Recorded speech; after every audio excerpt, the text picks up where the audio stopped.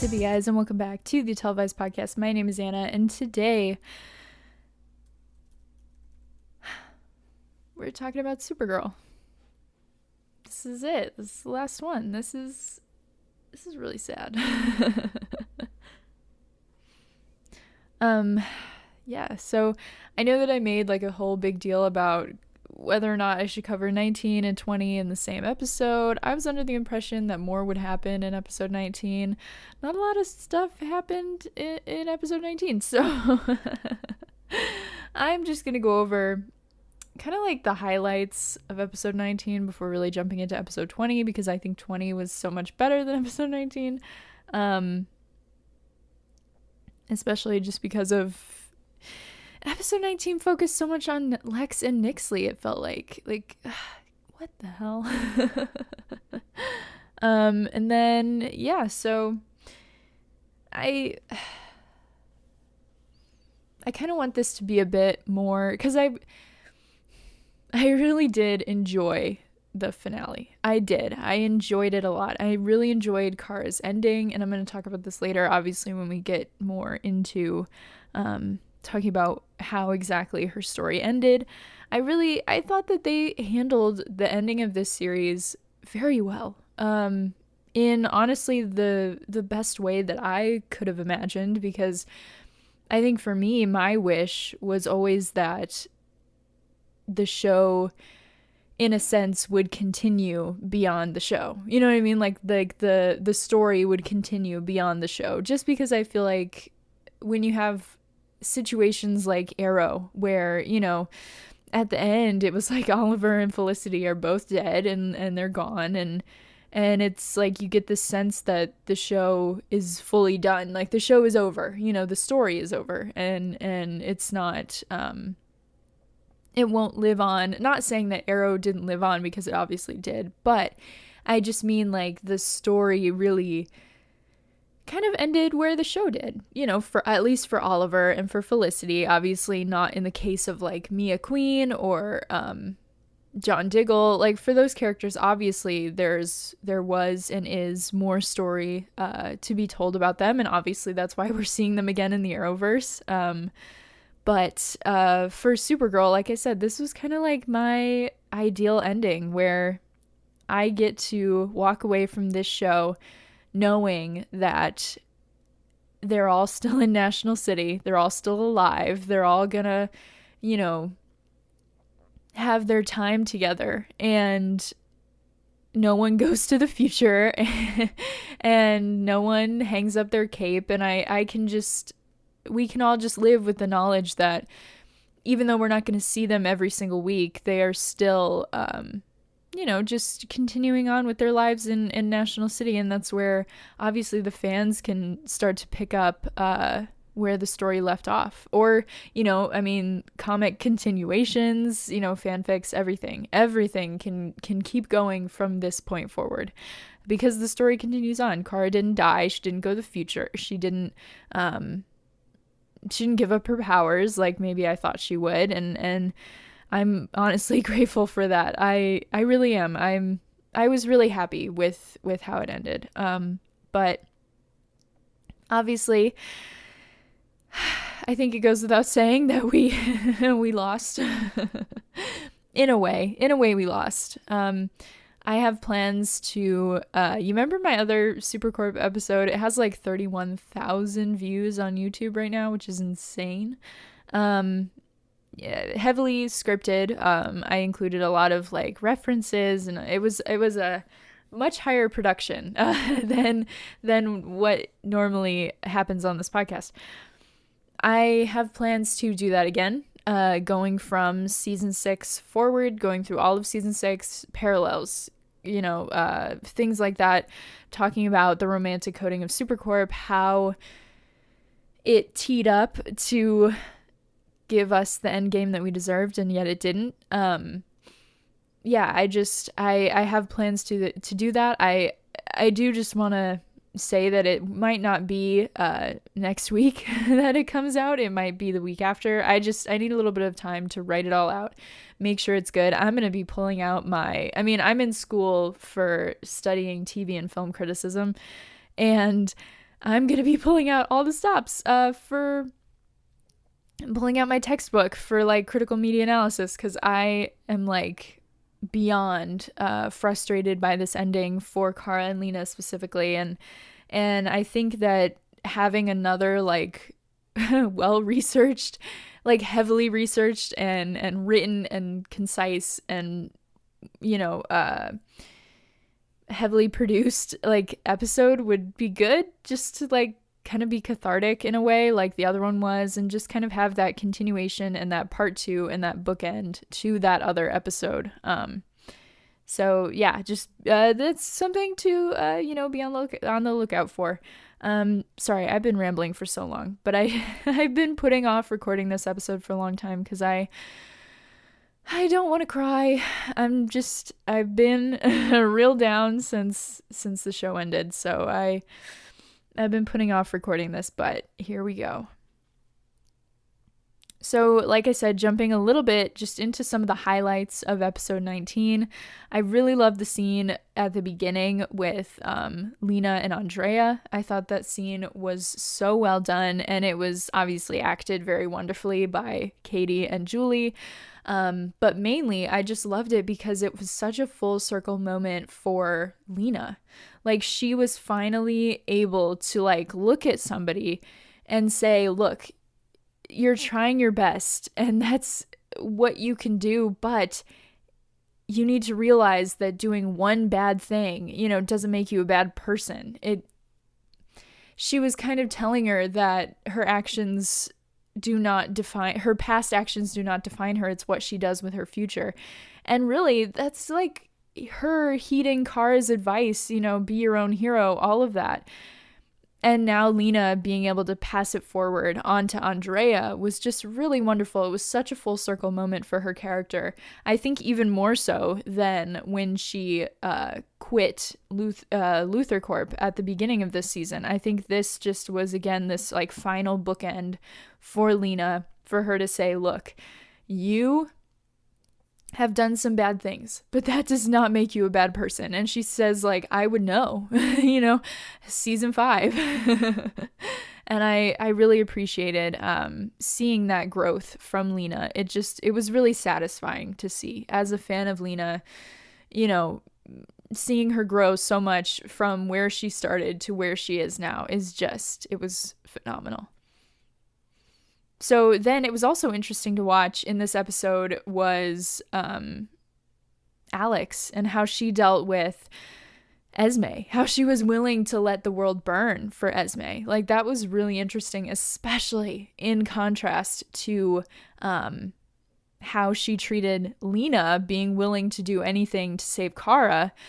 Alex was like, you know, at that time, she put her foot down and said, no, we cannot do what you're going to do to save Kara. We cannot cross these lines. We cannot put one singular person before the whole of National City. And so for Alex to then decide, hey, screw it, screw the entire world, I'm going to save my daughter. That was really interesting. And I think it calls back to the scene with Kelly quite a few episodes ago now, where she was kind of talking about how she felt like she was still acting like a soldier around Esme. And I think it's really interesting how we've gone from her believing that she's still kind of in this like soldier mindset to then clearly being driven by emotions and clearly, you know, being willing to put Esme before anything else. It was a really interesting moment for Alex. And I think that was kind of like her final stride that she needed to take in being a mother, and then finally kind of like melting her heart in that way and no longer being a soldier all the time and having that drill sergeant mindset that we even, you know, we saw her have still in season 6. So that was really interesting. Another moment that really stood out to me was Nyxly refusing to hurt Esme. And it was really interesting because in that moment you could tell that she was not a heartless monster like Lex. Like, the show made such a point to contrast Lex and Nyxly in those interactions with Esme. Like, obviously we know that whenever Nyxly was interacting with Esme, it was to meet her own needs. Obviously, she was not being nice to Esme out of the goodness of her own heart. It was to get to her end goal, obviously. But she still was not willing to kill Esme in order to get the love totem out of her. Like, you know, she was not willing to take that risk or go that far because Esme was innocent. And I think really she saw part of herself in Esme. And for me, again, it just like separated Lex and Nyxly so distinctly. It drove that wedge between the two of them, obviously, like, you know, in the plot and with each other. But it also kind of drove a wedge between them for me on where I stand with these two villains of like who can be redeemed, who cannot be redeemed. And they kind of teed Nyxly up to be a redeemable villain, which makes her ending so frustrating and ridiculous. And just really odd to me, you know, like why would they spend all of episode 19 building her up to be this sympathetic character in these interactions with Esme just to have her get sucked into the Phantom Zone again and then have to be stuck there forever with Lex Luthor, who is arguably way more evil than she is. It's just really odd, and I don't know, it's just odd to me. And obviously I'm not saying that Nyxly, all of a sudden she's some kind of good person because she didn't want to kill Esme. That's not the case.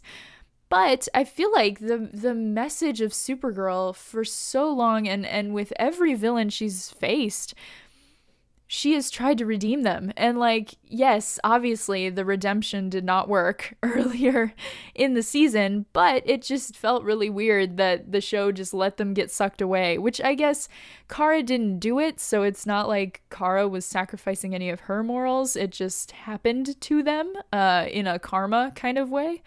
But still, you know, anyway.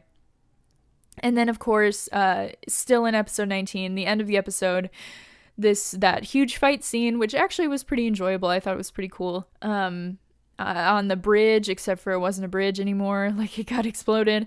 Where Lillian sacrifices herself to save Lex. I wish, because obviously when the trailer came out and everything, everybody was like, oh my god, she's sacrificing herself to save Alina. No, that was not the case. She was evil and horrible up to the very last moment. She jumped in front of Lex. But it would have made her death a lot more noble if she had jumped in front of Lena, obviously. But I don't know if the show really was trying to redeem Lillian in that moment anyway. Because she's kind of crazy. So, yeah. So now let's get into episode 620. This episode was titled Kara, very appropriately titled. Like I said, I really liked this episode. I really liked it. I really did. One thing that stood out to me is very interesting. So they have this fight scene in this episode that is so stupid, and it wraps itself up so quickly. But ultimately, I was very happy about how quickly it wrapped up because, honestly, if I were to have, which I was not, I'm not a writer, I'm not a TV writer, I don't claim to be one, but if I could have changed anything about this 2-part finale, like they knew when they were airing them that, I would assume that they knew when they were writing them that they would air simultaneously on the same night. So I don't understand why they didn't just have the big fight scene at the very end of episode 19, have it all be wrapped up at the very end of episode 19, and then go forward with all of the really fun, emotional Super Friends stuff that we all wanted to see, which I think they had enough time for in the episode that aired. You know, I think that they spent enough time on it, an appropriate amount of time, but I would have loved to see more, because it's the last time we're going to see these characters together. And I think it would have worked really well if they had just done that final big battle in 19, maybe spent less time with Lex and Nyxly, doing all of that with Esme. I don't know. But anyways, the episode kicks off with Lillian on her deathbed in the tower. So Lena is basically trying everything to save her, but Lillian is like, I'm dying. Like, I'm too far gone. And so knowing that, Lillian tells Lena that she knew all along that she was a witch and that she hid talismans around the Luthor home to suppress Lena's powers. And she even says that she saw how Lionel interacted around her and did everything she could to diminish her light. And she pushed Lena towards science. And then ultimately she says, your light diminished and you became a Luthor. And Lena was like, okay, why are you telling me this? You know, one last dig at me before you go. Like, you know, why are you telling me this? And, she actually kind of is like, well, do you want me to use my magic to save Lex? Because that's not going to happen. And Lillian says, no. She says, I want to set you free. Live your life the way you want to live it. And it's like, oh my God. And then she passes away. And I mean, obviously I'm not a Lillian Luthor fan. I don't like her. But super kudos to Brenda in this scene and Katie as well, who they both like give this scene their all. And I just, she played such a wonderful villain throughout the series. I mean, thinking back to season 2, Lillian, she was scary. Cadmus Lillian was really scary at the beginning. And so to see her end her story this way was upsetting. And it was one of those things where you're like, damn, I did not like her, but her death was a bit rough, Also, the queer subtext of I want to set you free and you should live your life the way you want to live it, and the queer subtext of her suppressing her magic. Oh my God. Anyway. So then what happens next is simultaneously ridiculous, but it's also kind of cool. Kara realizes that instead of saving people, she needs to work together with the people to create a partnership where the people can be empowered as well. Because right now, Lex and Nyxly are flying around National City because they have pieces of the Allstone, and it turned them into reptiles. I don't really understand what that was all about. That was very odd.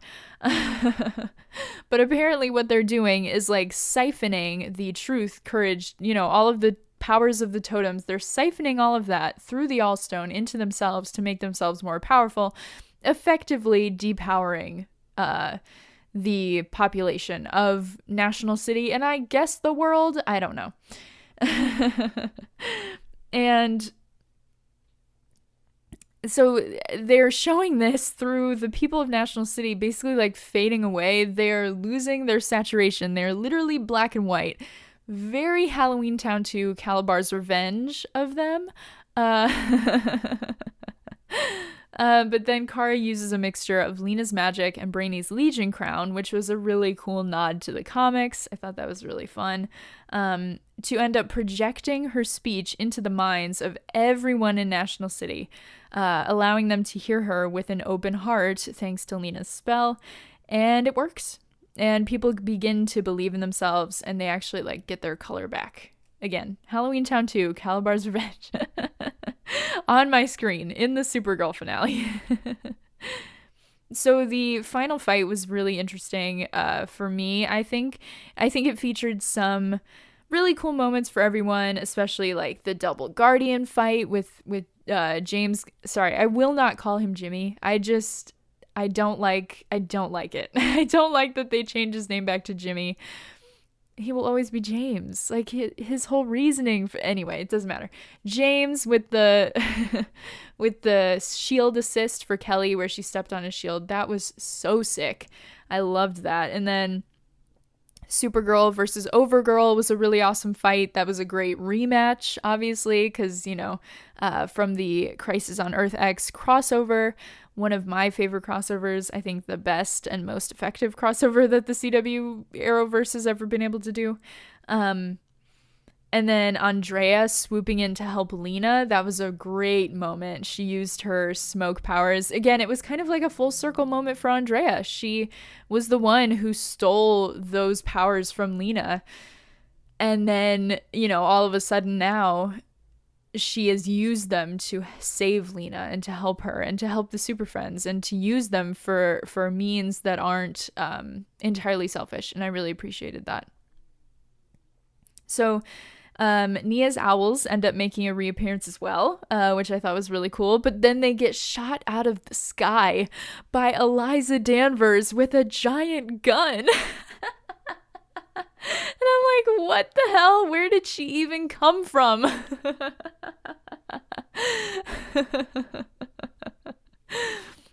how did she even know to come to National City? It doesn't matter. It doesn't matter.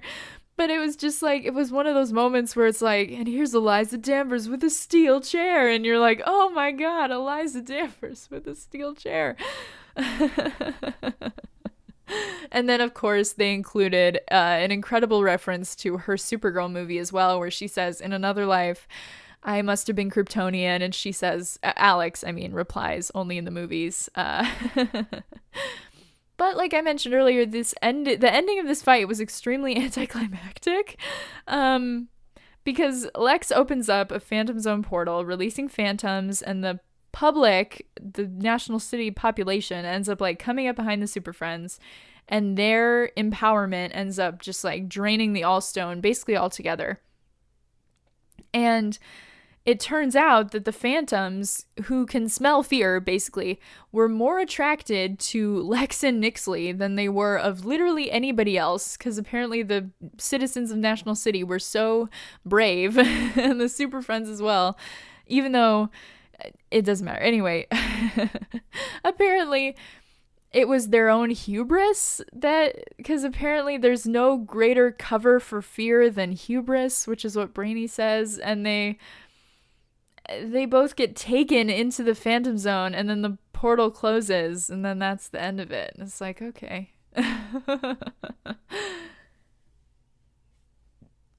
It's like, okay. All right. Like, it's so many episodes fighting this imp and Lex as well, and then they just get sucked into a portal by not even the Super Friends. But I guess it makes sense because, like I said earlier, Kara would never be the one to send anybody like to the Phantom Zone willingly. You know what I mean? Like, I don't think she would sacrifice her morals for that, and I don't think the show would make her sacrifice her morals for that. So really, in the end, like, there was no other way to really end Lex and Nyxly than to either kill them or send them to the Phantom Zone, and I don't think the show wanted to kill them, and I don't think the show wanted them to have Kara pull the trigger as well on sending them to the Phantom Zone. So really, I guess the best they can do was have them open up the portal themselves because of their own arrogance, get tossed in, and then they're stuck there forever. But again, I don't really think that Nyxly deserved to go back to the Phantom Zone forever. And then she also has that cuff on still, so it's like she doesn't have her magic, and then Lex is there too, so it's like, oh my God, you know, she's stuck with Lex forever. Like, is that really what she deserved? Like, she was just this abused woman, obviously doing terrible things, but it's like, did she really deserve to go back to the Phantom Zone? Like, is there nothing else that you all could have done with her? But anyway, it doesn't matter. So then there's William's funeral, which is probably the least upsetting TV funeral I've ever seen. It was not sad at all. It was like, okay. But it's revealed after the funeral that apparently the DEO is going to be reinstated, which for me honestly makes a lot of sense. Just because of, like, throughout all of season 6, the Super Friends have been going literally buck wild with their with how they've been handling the fact that they have no one breathing down their neck. They have no protocol. They have no, you know, it's a free for all at the tower basically. You know, we got so many just plain questionable decisions from the Super Friends this season alone that it's like, you know what, it checks out that they would reinstate the DEO. It checks out that they would do that. And also, I mean, just how much they've butt heads with the government this season as well. Like, it just makes sense that they'd rather go back to being under some government oversight. But Jean says that they do have free reign to basically reimagine it in any way they please, which hopefully would mean that they do it better this time. Maybe aliens will get a trial or something, and they say that, extra normal means it's not just dealing with aliens, it's dealing with all this other stuff, which is so true. Hopefully they just fix up their methods, because the DEO was always kind of, And Kara, actually, it's really interesting because Lena and Alex both are kind of like, is that a good idea? And Kara's like, actually, yeah, I think it's a great idea, because she says that defeating Nyxly and Lex and empowering the people during that one fight was not an all-purpose cure.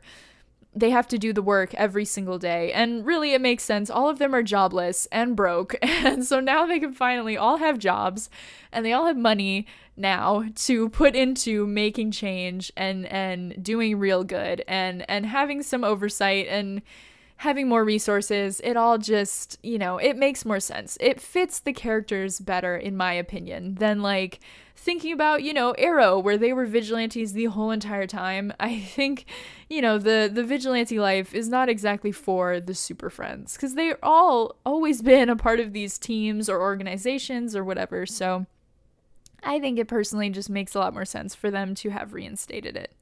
I liked the new logo as well. I thought that was pretty cool.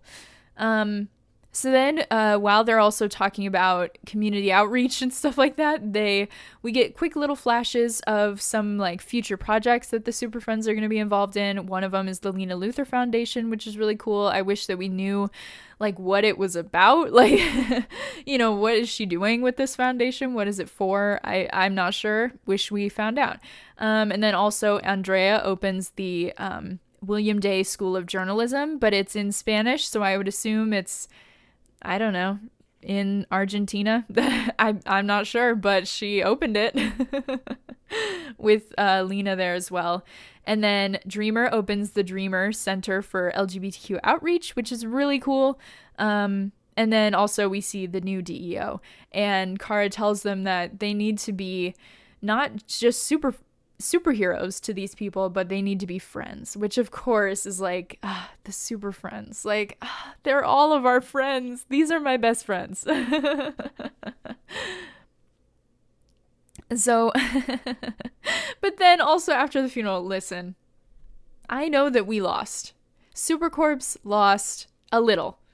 Not a lot. I mean, we did lose a bit, but we did not eat it as hard as Caramels ate it in this episode, and nothing brings me more joy than that. Nothing. Because Mon-El, in his final conversation with Kara, he says that he can't come to the wedding, so he's not even going to be at the wedding, and that he actually won't ever come back to the present in his lifetime, or Kara's lifetime, or this lifetime is what he says. And they really just put the final nail in that coffin, didn't they? He's like, yeah, I can't come to your sister's wedding and I will never see you again. So have a good life, Kara. And she's like, same to you, buddy. It was so great. I'm like, this is the greatest thing that could have ever happened. They lost so hard. They ate it so hard. That was incredible. I'm not a petty person, but that it was chef's kiss. It was everything. Actually, I take that back. I am a petty person, but still, it was incredible. Especially after all season long, Caramel shippers have been saying Kara's gonna go to the future, Kara's gonna go to the future. She's never leaving the present. And he's never coming back, so it's incredible. Anyway, also after the funeral, Brainy says that he has already overstayed his welcome and he can't stay for the wedding. He tells Nia, "You will be in my dreams, Nia." he says, "You've always been the girl of my dreams." And then they kiss and he tells her he loves her and then he has to go. And it's like, oh my God, I was so upset when that happened. But then obviously there was stills that dropped where we saw Brainy at the wedding. So I knew that he would at least be at the wedding. So I wasn't all that sad, but it was a very sad scene. And obviously I love his use of some dream, puns and jokes and stuff in his final goodbye to Nia. It was very sweet. So then we actually time jump 3 weeks later at Kara's apartment, and the wedding, the dance and wedding, is the next day, and she hears a news report that there's a cat stuck in a tree, but the community banded together to get it down when the firefighters couldn't reach it. So it's kind of like this weird moment where Kara's realizing that the city is not as dependent on Supergirl as they used to be. And I think really that like cat reference was a callback to season 1 when she rescued Fluffy the snake from a tree. When she assumed that Fluffy was a cat and not a snake. And I thought that was a cool moment to call back to. So she's also in the middle of making floral arrangements for, again, the wedding, which is happening tomorrow. So then Kara gets a call. And listen, guys, I have never, ever popped harder than I did when I saw who was calling Kara. I was like, oh my God. Because at this point, I had written off. I was like, you know what? We're never going to see Cat Grant again. We're just never going to see her again. And that's okay. I'm like, Calista is never flying to Vancouver ever again. And you know what? That's okay. But then she called her on the phone and we got to see her. And I lost my mind. And it made me, even when I was rewatching the episode, I just could not stop smiling while Cat Grant was on my screen. And really, I think that even just her brief appearance in this episode just proved how much the show was missing with Cat Grant not there, which is really sad, but obviously she is just wonderful. And I was so happy that Calista agreed to do these scenes, even obviously, remotely from Los Angeles, most likely. I'm really happy that she did that. I'm really thankful that she did that, because it wouldn't have been a Supergirl finale if Cat Grant wasn't there, even if it was just on the phone. And so she's in Colombia trying to save the turtles, but she tells Kara that she bought Catco back and she wants her to be editor-in-chief. And Kara kind of like doesn't know what to do. And we actually hear her talk about her concerns with Alex when she arrives at her apartment, and we have the last Danvers sisters couch scene. It's like, oh my God. Alex sits down and Kara is trying to tell her that why she will not be taking this editor-in-chief job. And she tells Alex that ever since they started empowering people, she's felt more defeated as the rest of the Super Friends have started to flourish. And Alex pushes her to take the job and tells her that her duties as Supergirl have changed, and she's no longer carrying the burden of protecting the planet and the city all on her own, now that she has both the Super Friends, the DEO, and as well, like, the people being more empowered. She is not as burdened with the weight of National City as she was, for all of these years that she's been Supergirl.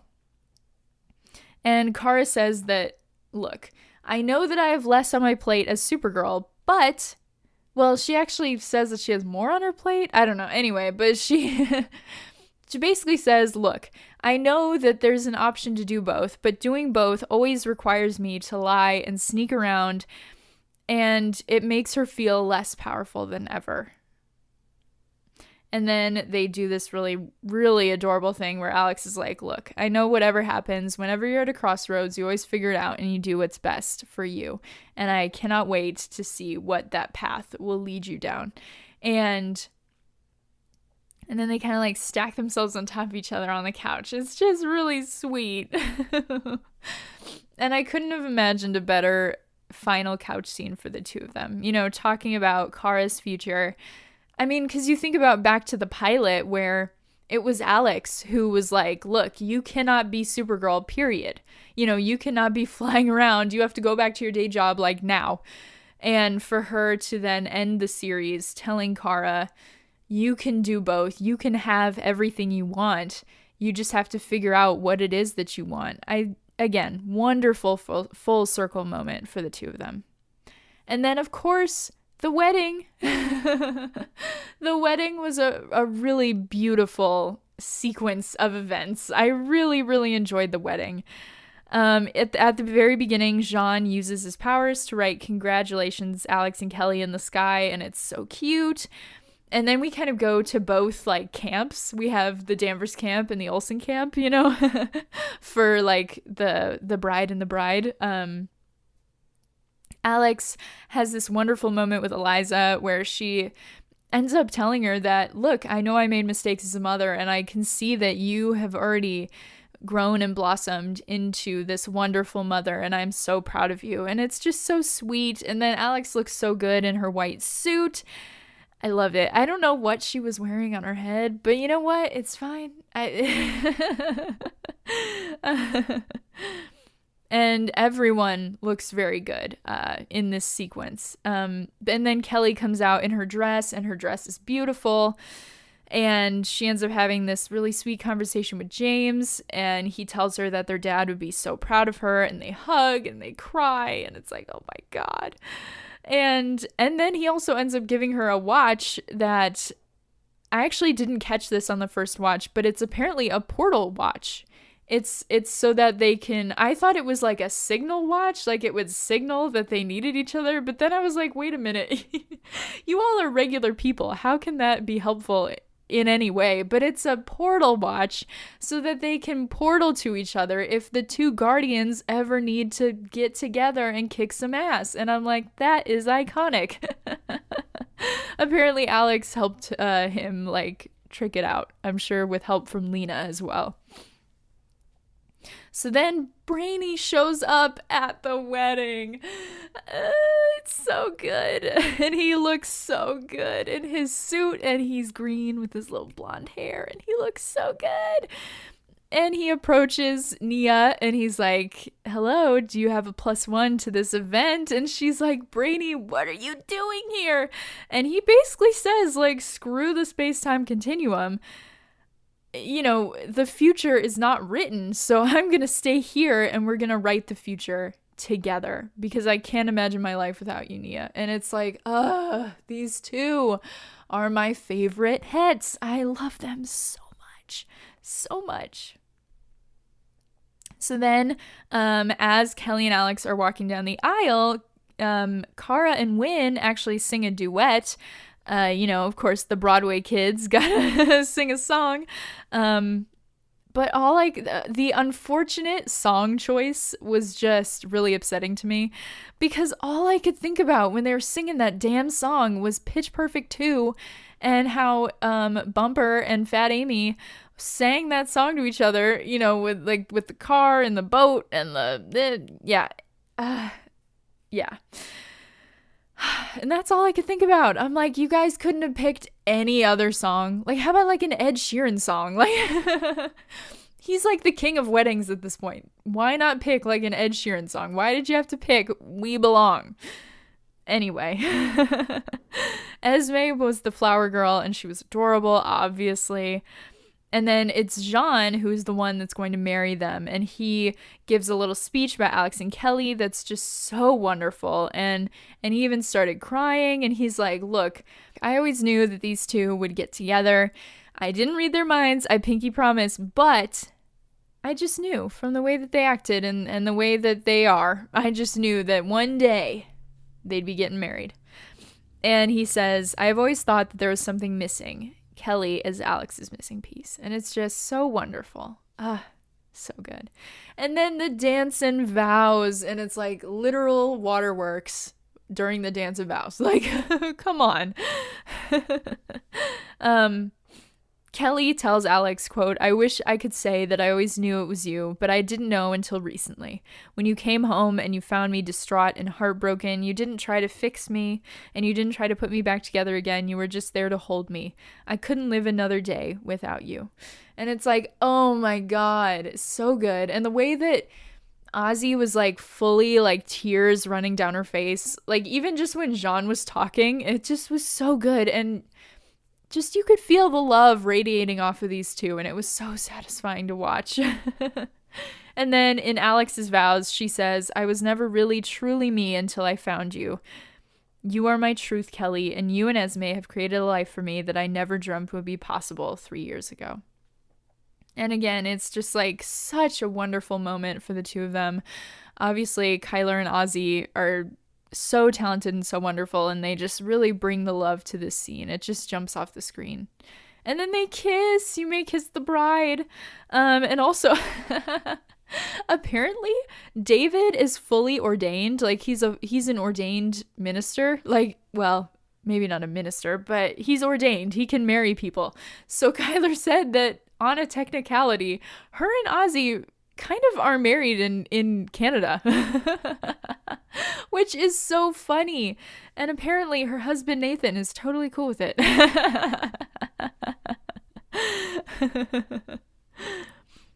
So then, like, obviously there's just these wonderful, really, really wonderful party scenes, dancing scenes, just such wonderful, cute little moments that happen that are very sweet. But there's also just some really awesome conversations between characters to kind of like plant the seeds for the future as well.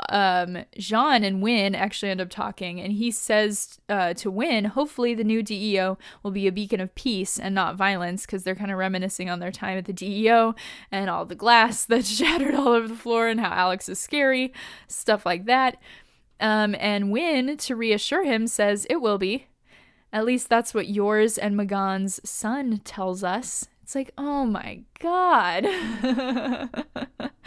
He's gonna get married to Magan. But the real question is, where did she go? She went on patrol earlier this season and then she disappeared. Where did she go? Tell me where Magan went. Anyway, though, so apparently they're gonna get married and they're gonna have a son. And it's like, oh my God. So there's 2 happy endings for 3 out of 7 of the Super Friends so far. We have Kelly and Alex getting married, having a kid. Then we have Jean and Magan getting together and having a kid. Then we cut to, so also, there was some confusion the night that the finale aired, where people in the US saw a shorter version of the finale. Well, really is what I should say is that people in Canada saw an extended version, and as well as screeners saw an extended version of the finale that you can check out on the CW app. And it'll be the version that ends up on Netflix next week as well, when it premieres on Netflix on Tuesday in the US.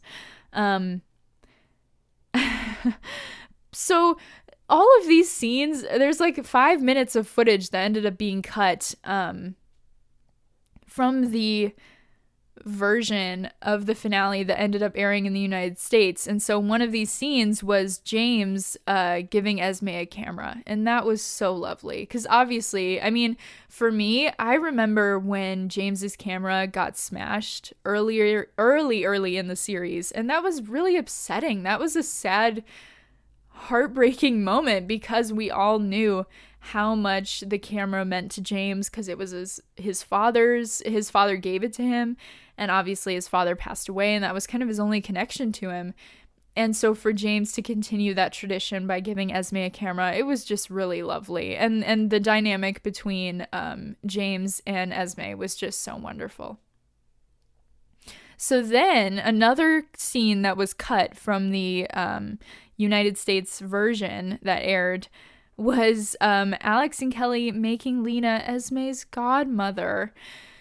And that was so wonderful, because they were walking together and Lena's like, that was the best wedding I've ever been to, just saying.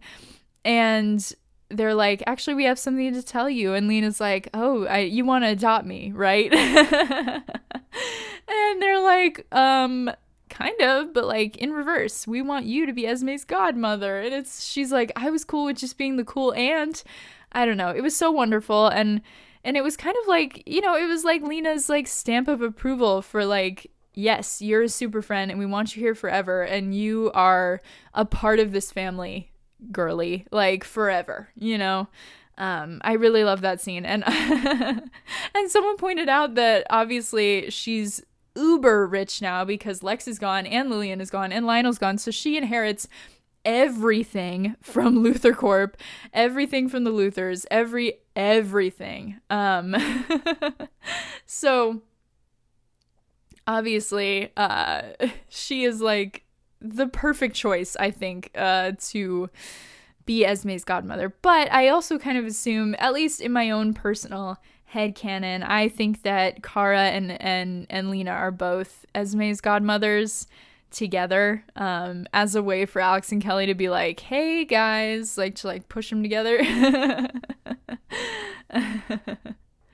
So then the original Super Trio actually has a conversation. And again, it's just so nostalgic to see when Kara and James all talk together, all reminisce about season 1, you know, about those times in Catco, about the crossover with the Flash, you know, when they were learning about the multiverse together. It was just a really lovely moment. And really, like, as much as I was glad when their characters each left the show, because I think that their time had run out for their characters, like, you know, when they did, I think they all left at opportune times. I still really appreciated this final moment between the three of them, and to have this kind of come back together for them, to call back to that original dynamic. I really enjoyed that. And then Lena interrupts, and it's this like full love interest moment where she's like backlit by the sun, and she's like, come on guys, and it's like, oh my god. Anyway, anyway, so then Kat calls again, and Kara tells her that because Kat's like, look, you did not sign the papers, so I want to know what the hell's going on with you. And she's like, don't tell me you're stuck. And Kara's like, I am stuck, Kat. And she ends up telling her that she has 2 different sides to herself. And she's sad that she can't live a truly authentic life like Alex is doing right now. And then the moment that I have been wanting and waiting for since season 2, when Kat revealed that she knew all along that Kara was Supergirl, even though she didn't tell Kara that, she finally told Kara that. She said, oh, you're Supergirl, la-di-da. And then Kara's like, you knew? And then Kara's like, you knew? And it was just so incredible. And Kat tells her, look, Supergirl told the people that they should be empowered and they should take care of themselves. And I'm wondering why that message does not apply to Toi. And it's just so, oh my god, such a wonderful moment, such a wonderful conversation between the two of them. And she tells her, I hope that you will choose to become your full self. And she also says, I believe in you, I always have. I love their mentor-mentee dynamic. It's so good. So then Nia, in another cut scene, so this was another scene that was cut from the airing, she uses her dream power to catch Kelly's bouquet. And Wynn is like, oh, Brainy, looks like you're next. Oh, and Nia's like, look, I don't call it cheating, I call it initiative. And Brainy's like, yeah, there's 100% probability that I will be getting married to Nia very soon. And the really funny part about that scene is that Lena is like standing like right front and center with all the people. So it's like Lena, and then it's Nia, and then it's a bunch of random people at the wedding. And Kelly throws the bouquet, and obviously Nia cheats and uses her dream powers to catch it. But Lena doesn't even jump. She knew that if she caught it, it would be too much for Kara in that moment. Anyway, speaking of Supercorp, hey you. Oh man. I don't want to say too much about this scene because I mean, I really want to get into it during the Supercorp episode that I'm planning, because I think there's a lot to unpack about this scene. I know that a lot of the I know that a couple of the screeners, the reviewers who saw the screeners have at this point gotten kind of backlash for saying that the answer to is Supercorp Endgame, saying that it was complicated, have gotten some backlash being like, no, it was like a big fat no.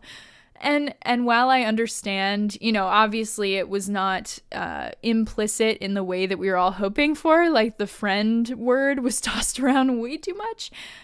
Upon a rewatch, I do see and understand why somebody would look at this scene and think, yeah, it is kind of complicated, because there is so much subtext that is happening within these scenes that I really wanted more to dig into in the episode that I'm going to do more specifically about Supercorp, just because there's a lot to get into. There's a lot to break down. There's a lot of layers that end up coming out of this scene that I think,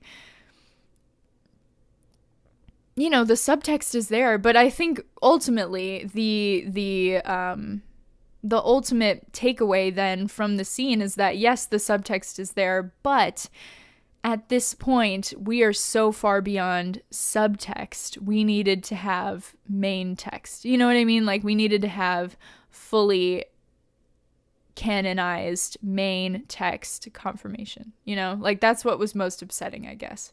Because we're beyond subtext at this point. You know, queerness should not have to be subtextual any longer. Genuinely.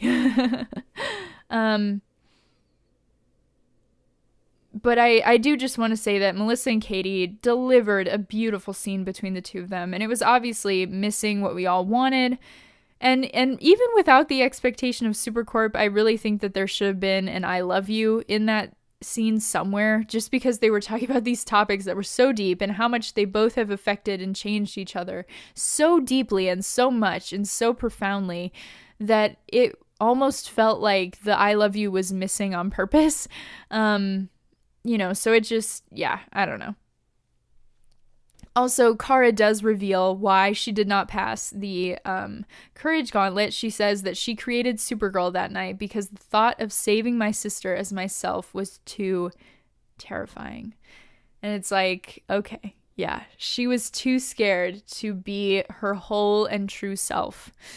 And so she created Supergirl to hide behind for her whole time on the show, basically. So then before heading over to see Danson off, as they head off for their honeymoon, Kara sets down her glasses and decides to finally be her whole and true self and goes to meet up with her family. And it's like, oh my God. I think that was a really wonderful moment. That was perfect when she took off her glasses and she looked at her family and walked over. Like, that was brilliant. So then Alex and Kelly have a Grease moment where they fully fly off in Jean's Martian car. Y'all know the end of Grease where the car flies for no reason. Like, at least Kelly and Alex's car has a reason to fly.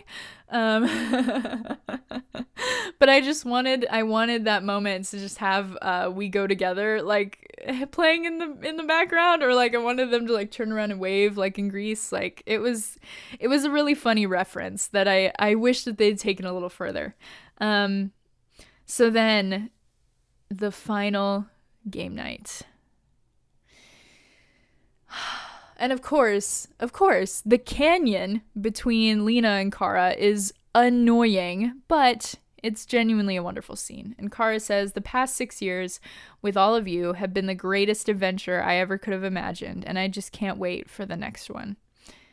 Then we pull out from Kara's apartment and we see, and truly, I don't know why National City has so many giant screens all over the place, but I can set that aside. We pull out from Kara's apartment and we see on these screens all over National City, Cat Grant coming to you live from Catco. Well, not live, but introducing all of National City to Kara Danvers, Supergirl. And it was just, I mean, it was a really wonderful, wholesome moment for Kara. And I just really adored it. I mean, and the poetic moment of Cat Grant introducing the world to Supergirl, giving her a name, and then finally sharing her true real name with the world. It was just really wonderful. And I mean, like I said earlier, I think this was the best ending that I could have asked for. No one died. Everyone gets to keep superheroing, and eventually we'll see them all again soon. I mean, next week in Alex's case, you know, that's unbelievably soon. In the Flash crossover, we'll see Alex next week. And I just, I would have loved to have seen, obviously, this next adventure that Kara talks about on screen, but I do love that the show will just go on, and that's how it'll be, and maybe 5 years down the line, we'll get another crisis, and we'll have all these characters back, or we'll have some of these characters back, or they'll show up on Superman and Lois, or whatever, and we'll see Kara and Lena, or we'll see, you know, Dreamer, Brainy, Jean, all of these characters have the ability, and they can all come back in some capacity, and I would just really adore it. I think they wrapped up Kara's story super well, and the most important part is that the show belongs to us now. Like I said, like, these next adventures of the Super Friends can be cataloged in fan comics, fan cams, fan fics, everything. Like, this story is ours to continue at will, and I just know that the talented people in this fandom will not disappoint. And speaking of seeing the Super Friends again, as I mentioned, Alex will be in the Flash crossover Armageddon next week, along with Black Lightning, Batwoman, Mia Queen, Ray Palmer, a bunch of other returning faces. That'll be really fun, I think. If you're missing Alex, check her out on the Flash crossover.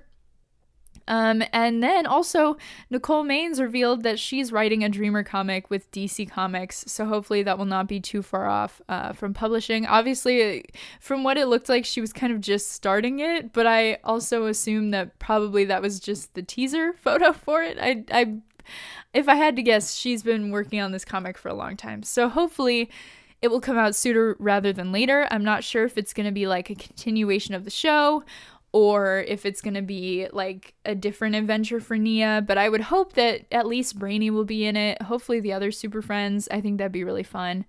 And yeah, so really, I guess all that's left for me is a thank you. Thank you so much for listening to me for these past two years at this point, 2 seasons at least of Supergirl. Honestly, I wish that I had done this longer. I wish that I had started. I mean, I've said it before, but I was inspired to start doing this because during season 2, I would be so mad at Supergirl and what they were doing with Mon-El specifically that I would kind of just like sit in my room and after an episode and kind of have these like monologues that really probably could have just been a podcast and then that was it. And nobody else, or at least no other Supergirl podcasts, were like having my same views about Mon-El. So that's why I started this. But obviously I started it much later because I don't know, I guess I just didn't think that was an option for me up until before season 5 is when I started. So I don't know. I wish I had done this longer, but I can't thank you all enough for listening for as long as you have, and for being so supportive, and for creating this really cool experience for me and for hopefully all of you as well. And same thing for me. I can't wait to see where this next adventure takes us.